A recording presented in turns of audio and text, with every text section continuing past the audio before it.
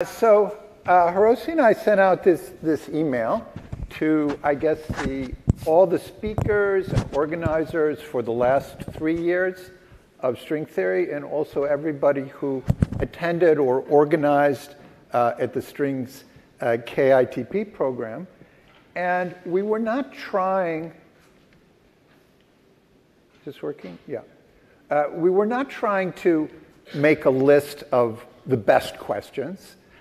We just wanted a list of questions that people could think about now, and maybe questions that were not impossible, like predict the mass of the electron from fundamental principles, I mean, maybe somebody will be able to do that, but I think everybody in this room would agree that what we would like to do is understand the many things that we don't understand about the physical world around us. And so we are not short of very deep questions. That's too big of a question to take on all at one bite. And I think we would also agree that nobody has a clear program of how to get there, of how to understand everything in physics. But what we do have is a really fantastic set of questions. Hiroshi and I had access to this list a few weeks ago. I would highly recommend everybody in this room that it's just a very inspiring exercise to sit down and think for a couple of minutes about every question. And I think what they do succeed in doing, I don't think that this set of question is like Hilbert's question, where in 100 years people will say, we solved number 1, number 2, number 3. There will be it's just a way for us to get going. And they really are a very nice set of questions. And another thing about them is that their questions, one of the things that has happened, seems to me especially over the last 10 years, but really over the last 4 decades, is that we have a really kind of incredible set of tools for, I mean, that was really evident, struck me in Marcos's talk just a few minutes ago, how many things we can do now that we can understand about physical mathematical systems that we really weren't unable to not so long ago. And I think really, with this great set of tools, nothing is impossible for us, and we can go ahead and we can really learn a lot about the universe and the basic physical laws. Now, I learned from Igor at the banquet talk that it's okay to quote yourself from 10 years ago. So I actually, at Strings in Princeton, exactly 10 years ago, I was asked to give the vision talk, and now there's been a lot of progress since then. One thing is I actually learned how to type. And but what I wrote here, and I'm going to quote myself, the fertility of our field is measured not by the lofty goal which I mentioned before of understanding the basic laws of the universe or an ultimate theory of everything, but the wealth of deep and interesting questions that we can really go out and think about. It's not abstract things. We can do calculations. We can think about them. And so I asked for this list, or Hiroshi and I asked for this list. And I think that the list of questions, if you want to ask about progress in the field, it's very interesting to look at compare the list of questions that we had 10 years ago to the list that we have now. Now, one of the things that it struck me about that list is that there has been a lot of progress in the last decade, which I'll talk about a lot, which was reflected in the new questions. But many of the things on which there has been so much progress in the last 10 years were not even mentioned 10 years ago as interesting questions. They were there. These ideas that this might be something to work on was there, but they were only there as kind of whispers or discussions and not enough to really make it into the form of concrete questions. Now, that does not mean, as Jan suggested, that there's no point in these questions, because we have to do something. The conference's vacation is over tomorrow. Conference is over. We have to get back to work. So we have to be doing something. And it's while you're in the middle of doing something that you notice some little thing that, hey, maybe this will work and this will be a good idea. And so, so I think that we can, one thing that is constant over the last 40 years almost, that there have been conferences with the name strings on them, that one thing that is constant is that what happens from year to year is not expected. We are exploring the unknown as a group, and we keep encountering new and interesting things. And I was actually a little bit surprised at how much of what's been interesting in the field in the last 10 years was not there. I don't think quantum information theory was mentioned. I mean, I think we all understand, and first of all, we're not at the end of milking quantum, obviously not anywhere near the end of milking quantum information theory for all that it's worth, but that there's a picture there about how holography works, embedding smaller systems into bigger systems, which is what quantum information theorists study, and quantum information theorists, of course, have uncovered in their intellectual work a lot of surprising, unintuitive, rich structure, which we are in the process of transporting into string theory. The swampland program, as somebody was, well, I think it was mentioned at several talks, the idea of finding patterns of things that happen in string compactification was not there in the same way 10 years ago, and there were no swampland-like questions in there, and that, of course, is a great idea. Asymptotic symmetries, the thing I work on, no mention of it whatsoever. Chaos theory, everybody knew it was interesting. I think there had already, I guess Schenker and Stanford was probably more than 10 years ago, but it hadn't quite worked its way. I'm not sure, but I'm sorry if I have the date wrong, but it hadn't really worked its way into the field.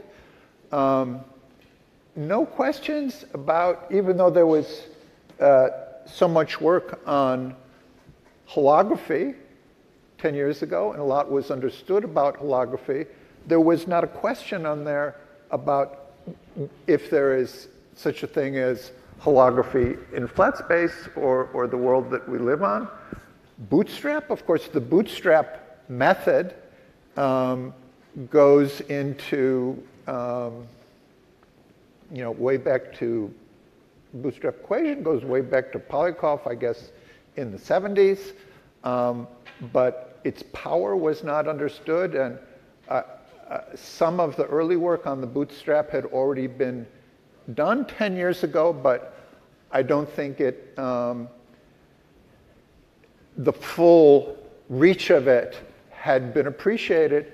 And all of these things in the red here, there were basically no questions on. And also applications of ideas from string theory to the old problem of confinement and QCD, also no questions on that, which seems to have, now there's quite a few questions, and of late, there has been a lot of interest, and now there were quite a few questions on QCD in there. Another thing I want to add is string theory is kind of the ultimate top-down theory. You start with the string, or you start out with the 5 string theories, and that was the idea, you know, back in the 80s and so on, and that could still be true in some form or another. But as we've worked with string theory over the years, we've found that it has a sometimes miraculous, very clever way of reconciling seemingly irreconcilable mathematical structures and making sense of them, and particularly, of course, those ones relating to quantum mechanics and gravity. And while we don't know, if we've started out the investigation by assuming string theory, we don't know for sure that they apply to the real world. There is a growing sense as we explore the different realms of quantum physical mathematical systems that these kinds of tricks that string theory uses to make sense of the stringy world have a broader significance, and that we don't need to start by assuming the string, and that we can derive some of these things from the bottom up. And this has permeated this bottom-up approach, and there's no reason you don't have to be bottom-up or top-down. You can be bottom-up and top-down. You can go back and forth. And I think there has been an increase in our world of, in our community, of bottom-up approaches. Certainly in Swampland combines bottom-up and top-down. Bootstrap has a lot of bottom-up. And the flat holography, there's been some bottom-up work. So there's been a huge expansion. And this huge expansion in territory means that a lot of these subjects now have their own conference. So the nature of the strings conferences has changed dramatically. With the exception of Hirose, it's impossible to give a survey of all the things. For most people, it's impossible to give a survey of everything that is happening in string theory because it's such a gigantic field now. And that's fine. We do what we can. We work in our own fields, and it's great to have these conference, which now has something more of a feeling of collision and interaction and exchange, fruitful exchange between people working on different subjects. And the fact that we don't all understand all the detailed equations of other subjects is a healthy sign. It's a sign that we're not running around the same circles. In the early days of the string conferences, most of the people could, understand in detail everything that was happening in every talk. But the intellectual territory that was covered in the early part of string theory was really tiny. I mean, I don't think conformal field theory made its way into string theory conferences for first 5 years or so, and now we're covering a huge area, and that's great. We should, eat up everything we can, and because all good science, I think, has something to tell us. At the same time, I think the questions show that we haven't lost sight of our central goal of trying to, push back our knowledge and of the physical universe around us. And it put me in a really good mood to read all these things. And I thought, well, wow, maybe I wish there were 10 more of me that could, of course, we all get to work on it, but I wish there were more time to think about all these things. Now, I'm not Hiroshi, and I can't review the whole field. And I'm just going to pick a few of questions, which some interesting questions that talked about de Sitter space and cosmology. So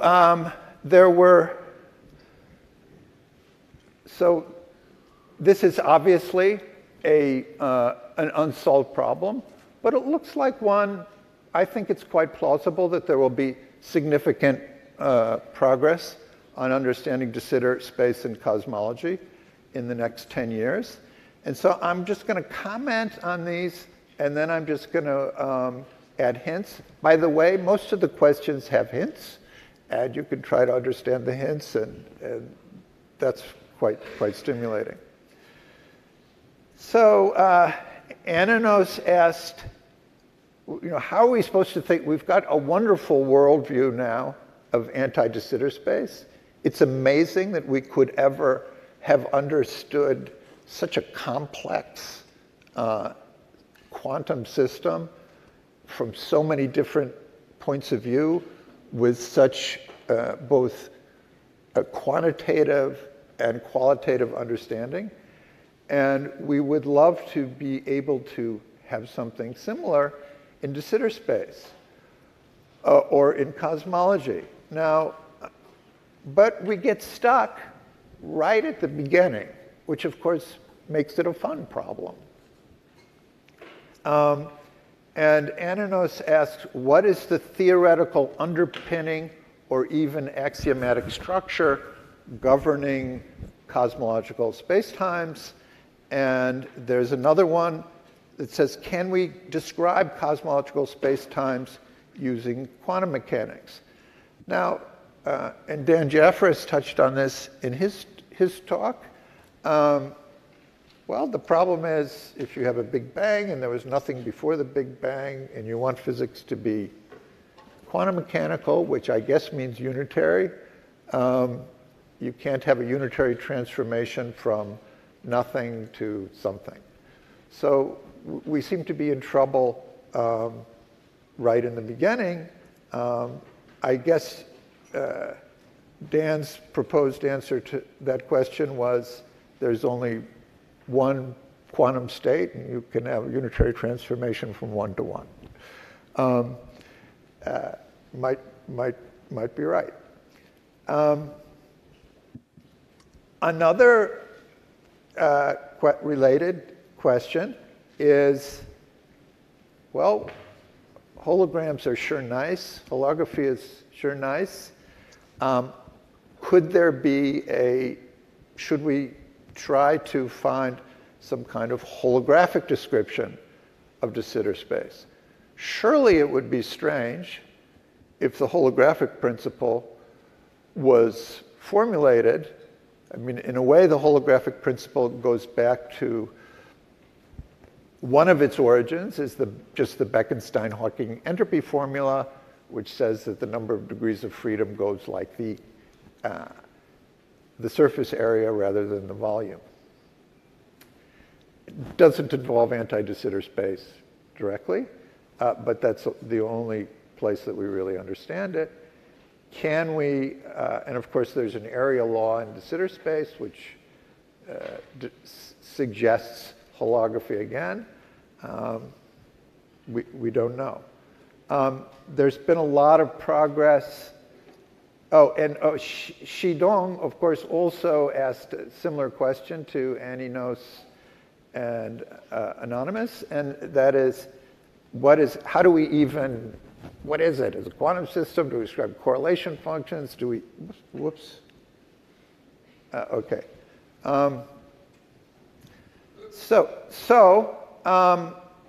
There's a question here about interesting reformulation of the question of de Sitter space. Maybe it's an easier question rather than trying to understand everything all at once. What is the axiomatic description? Can we take the powerful things we've learned about Euclidean saddles and their contributions to correlation functions at late times, and quantum extremal surfaces and so on, and do these have some sort of de Sitter version? And can we use this? Can we somehow analytically continue this or find some intrinsically de Sitter version of it and do de Sitter correlators? I don't think there's even an obvious answer to that. Do de Sitter correlators actually exponentially fall off, or do they have Poincare recurrences where they will spike back up? A very interesting question. So, comments on these. Well, let me just state the obvious. De Sitter space is the analytic continuation of anti-de Sitter space, where you take the cosmological constant to the negative, you change the sign of the cosmological constant, and somehow we should be able to do some kind of analytic continuation and learn what we knew in ADS.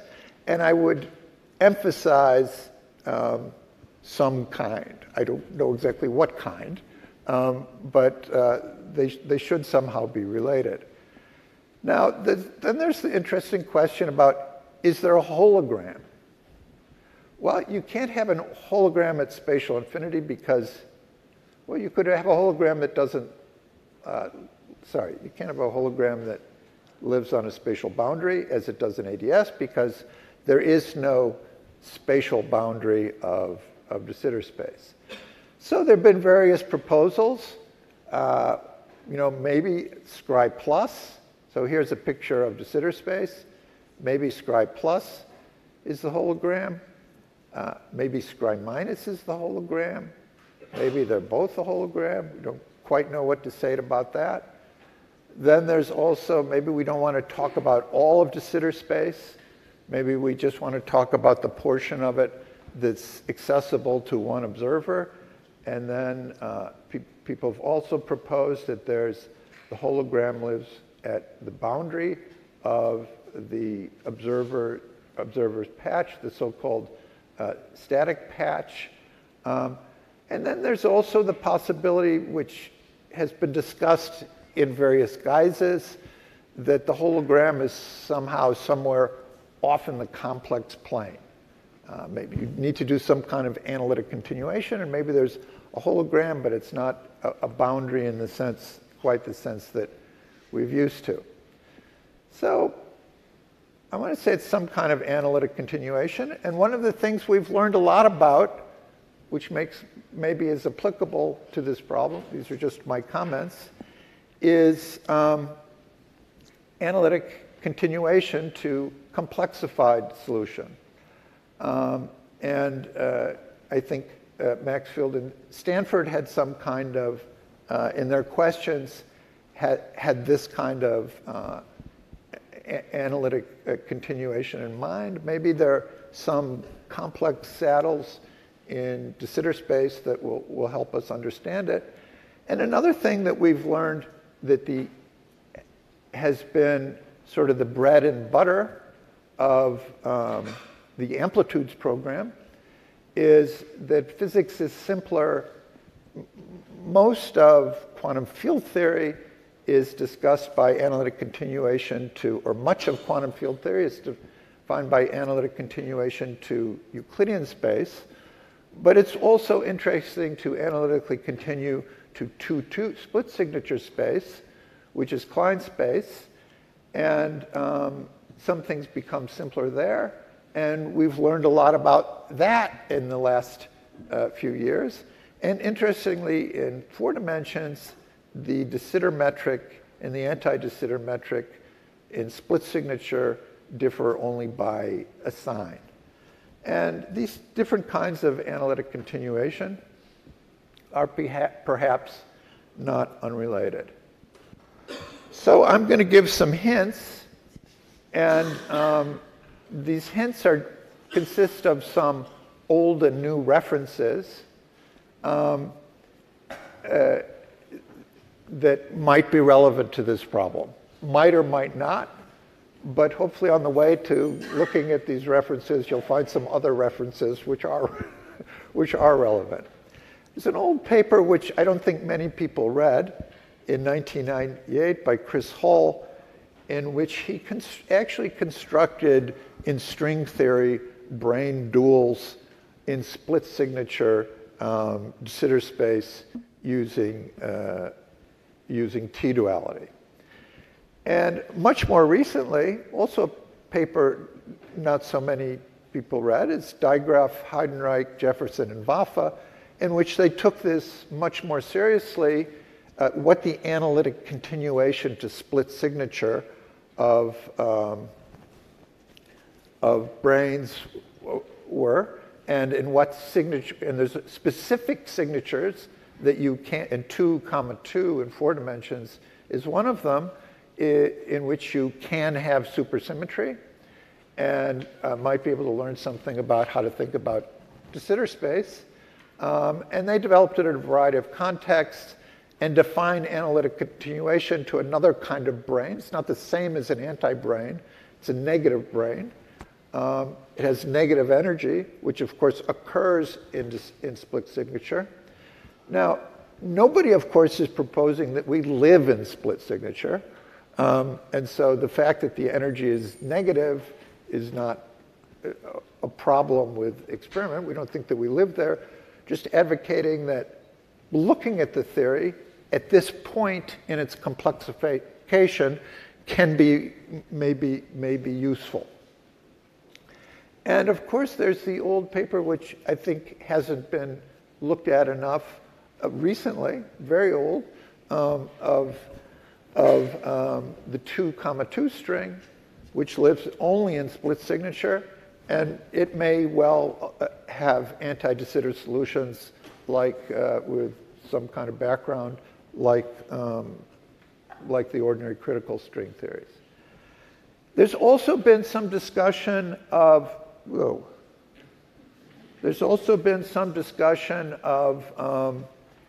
branes off in the complex plane. Branes can definitely exist off in the complex plane, and there are well-defined rules for dealing with them.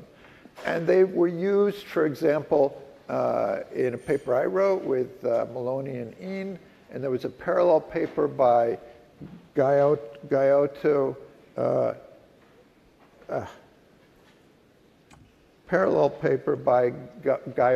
Ichaki, and Rastelli, closed strings as imaginary D-branes. And it was brought up in a completely different, actually bottom-up language just recently by Zixiao Wei, who constructed a de Sitter solution of using a cross-cap conformal field theory, which can be thought of as a brane that doesn't live on the real section. And this is a very undeveloped subject. And also I'd like to mention 2 papers that connect all these things that I myself am excited about. One paper by Taylor and Zhu, and the other by the Oxbridge group. And they study ADS4 and DS4 in split signature. And interestingly, it was known, of course, by Penrose 40 years ago that twistor space is governed by all the solutions in twistor space are governed by a W infinity algebra, and that becomes a soft symmetry algebra in four-dimensional Minkowski space. And something similar happens in split signature ADS4 and DS4. They look at split signature and Euclidean signature, and they find a deformed W algebra. And this deformed W algebra becomes the usual flat space W algebra when lambda is 0. This is the infinite tower of soft symmetries. Yet you can smoothly interpolate from anti-de Sitter space to flat space to de Sitter space. And so that seems like something that we might be able to learn from. And